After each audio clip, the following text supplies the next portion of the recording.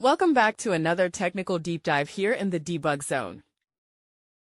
Today, we're tackling a big question and breaking it down with insights from other users. Hopefully, this clears up some misconceptions and helps you get the answer you need.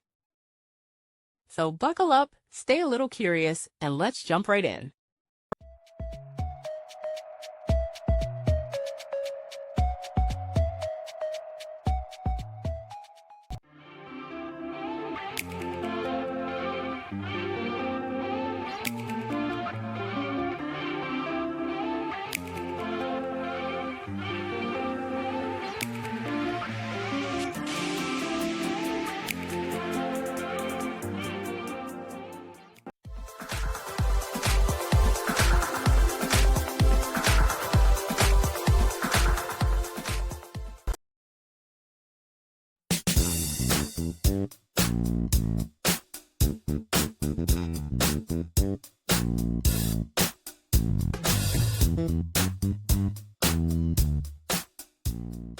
And that's a wrap.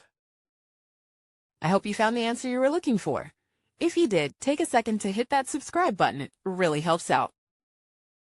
And let me know in the comments which solution worked best for you.